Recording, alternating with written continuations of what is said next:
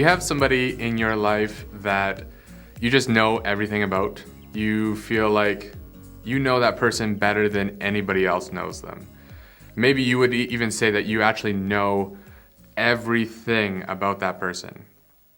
And maybe that person is your spouse, maybe it is your best friend, maybe it's a sibling, but it's just that person that you have in your life where you just feel you know them better than anybody else could know them. And I wonder if, for me, that person is my wife. I feel like I know her better than anybody knows her, or at least I know her better than I know anybody else. And there are moments, I don't know if you've experienced this before, but there are moments where we feel like we know somebody so deeply, yet all of a sudden we are met with information or a story that we had never heard about them. You know, maybe it's you're out for dinner with friends and your spouse is telling a story that they've experienced, and all of a sudden everybody else just thinks they're hearing a fun story. But you are actually leaning in completely captivated because you realize in your deep connection with this person, you never actually knew that about them. And it makes me actually stop and think, could it be possible that in our knowing or our deep understanding of somebody sometimes actually gets in the way of our new understanding of people? Could it be that my familiarity actually breeds complacency, and that complacency breeds unfamiliarity? Could it be that I could be so familiar with somebody that I become unfamiliar with them? You might be saying, okay, where are you going with this? And when I think of that, it actually causes me to think of the Christmas story. Now I know Christmas is over and you're like, okay, let's move on to New Year's, but like, it's Christmas. Let's hold on to this thing as long as we can. But the Christmas story is so much more than the iconic manger scene. It's so much more than that one climatic moment. It actually is. It has its roots thousands and hundreds and thousands of years before that moment ever happens. You see, before God became flesh, he was a rumor.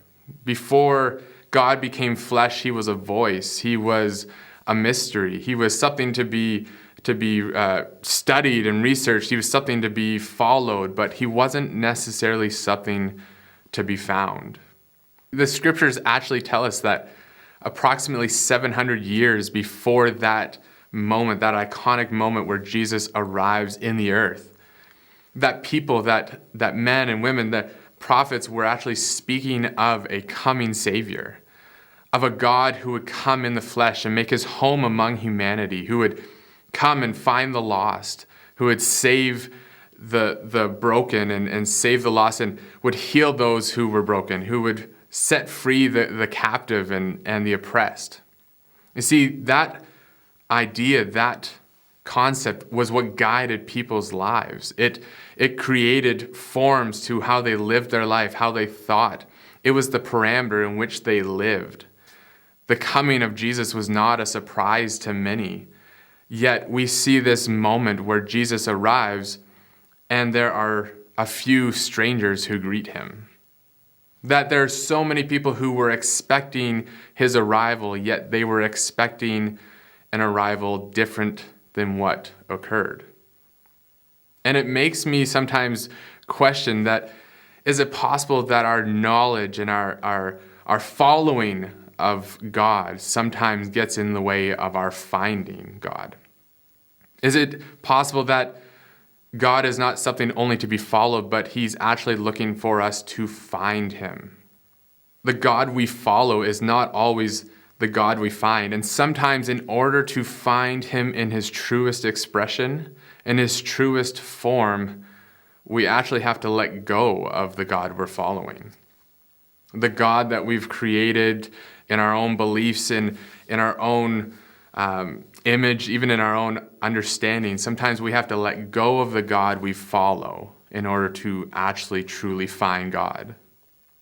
Whenever we hold too tightly to our current view of God, we we almost forfeit the future revelation of who he is, what he's wanting to reveal to us. It's kind of like this. I want to experience something new from him, yet when I hold on to my current knowledge of who he is, how he works, I hold on tightly, and I can't expect to receive new. I can't expect to receive something from him with my hands held tightly closed around what I already have. But in the moment where I let go and risk letting go of what I currently know, I open myself up for him to show me who he is in new ways, to actually find him. And following God requires commitment, but finding God requires commitment to what we do not yet know of him. It requires us to stay committed to that mystery of yes, he's the baby in the manger, but what else is he? What is this mystery of this limitless, amazing God that I've only heard rumors right now, or I've heard his voice, but I heard there's a God coming to humanity. And there's this invitation in the Christmas story for you and I to not only follow him, but to take a moment and say, when is the last time that I found him? When is the last time that I had that moment where I was not only in proximity, but I was aware of his present being? And that kind of leads me to where I want to go next. Is I want to look at three things that I find, three aspects of God that I find in the Christmas story. And so the first thing would be is that the God I find is more present than I'm aware. I don't know if you've ever been on a road trip before. We used to take our students on road trips before COVID, and there's something about a road trip. You almost can time out what's going to happen in that car. You know, you get ready for your road trip, everybody piles into a vehicle, everybody's excited, there's a hum in that vehicle, the noise just continues to elevate, and all of a sudden, I would say maybe an hour, 2 hours in, things start to settle, the noise starts to decrease, and by around that 4-hour mark, the place is silent. And all you can hear really is the radio in the background just for some white noise. But people have thrown their headphones in, or they're fallen asleep, or their body is present, but they are somewhere else in the world. And there's this moment where you are in proximity to people. For 4 hours, you've been present with them. But have you been aware of them? Have you actually communicated and communed with the people that you're sitting next to? And this is kind of how we relate to God, I think, sometimes, is that we have that proximity. Matthew 1:23 says, "The virgin will conceive and give birth to a child, and they will call him Emmanuel," which means God with us. And he was and is still Emmanuel. He is with us right now. And to remove himself would actually require him to deny who he is.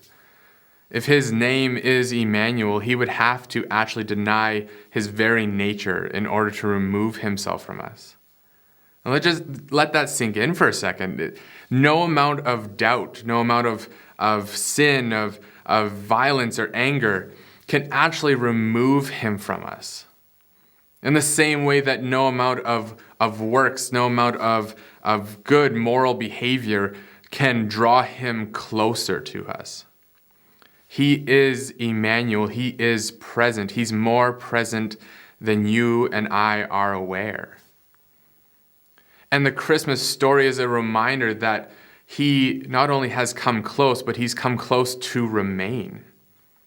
I think often we have this three-tiered view of God where God comes into our presence, he comes close to us for a moment, and then all of a sudden he goes off somewhere else, or he's off in the heavens somewhere, or somebody goes to the depths, and there's this 3 levels where God just bounces around.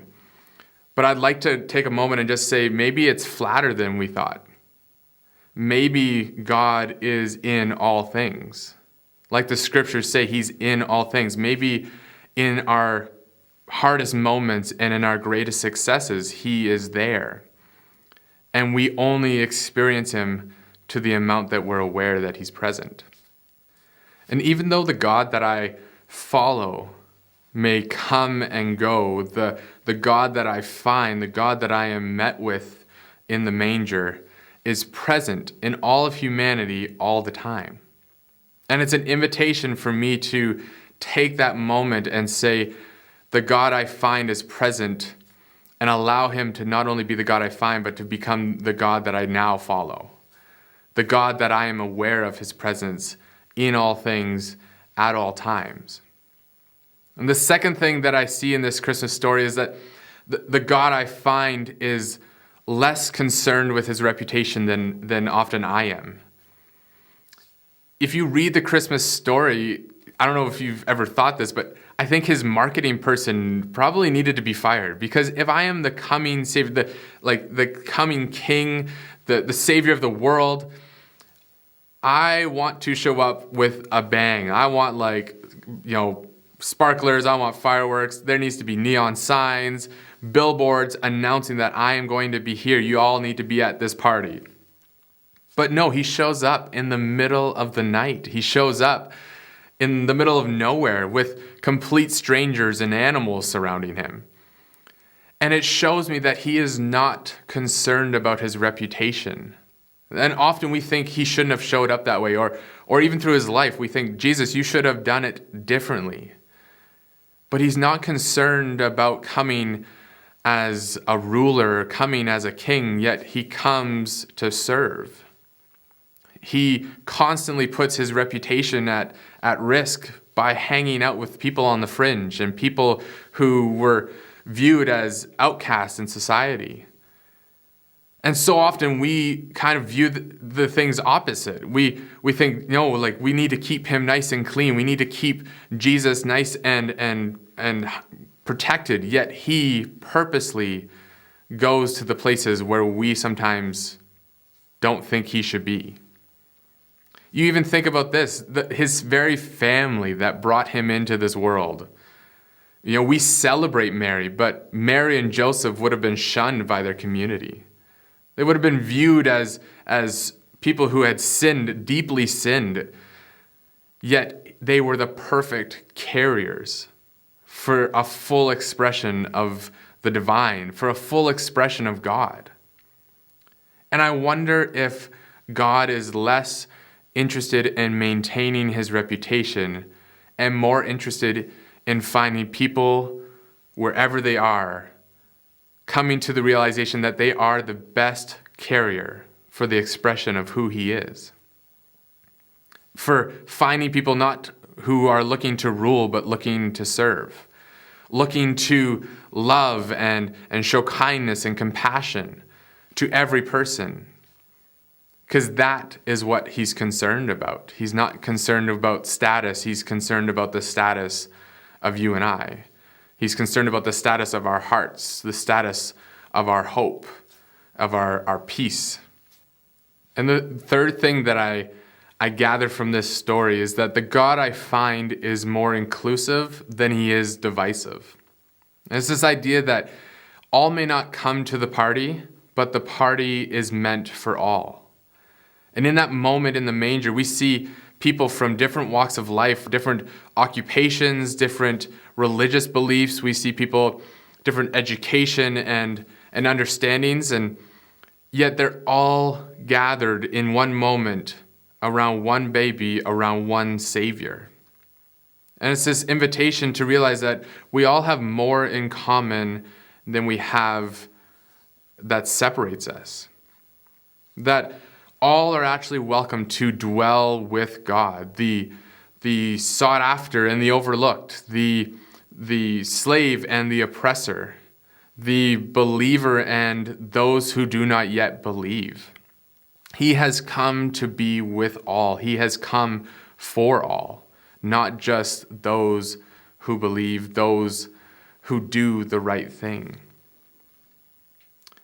And maybe that's the point of all of this. Maybe that's the point, the reason that we are meant to find connection with him is that it actually connects us to humanity. It connects us to the reason for our being. And it's to be connected deeply to God and to our fellow human. And this Christmas season, my hope is that we would take a moment to actually refine God. I think we would all agree that following God is a continual act. It actually requires a continuation to follow God. But what if finding God was meant to be a continual act? What if it was not a climatic moment in a manger, but what if it was a daily, momentary thing where we continually find God? Where we find a God who's more present than we're aware, who is with us in this very moment. If we may we find a God who is not worried about his reputation and actually calls us to go to the places that we think he would never go, because that's where he is. And maybe we find this Christmas season, we find a God who is inclusive more than he is divisive, who has made room for all to come close, for all people with different beliefs and different backgrounds and different views of life to come and gather around one Savior, to appreciate the moment that we celebrate. Maybe this Christmas season is an opportunity to find God the same way that he has found you and I. This Christmas season, as you gather with family and friends, may your hands stay open and may you find God.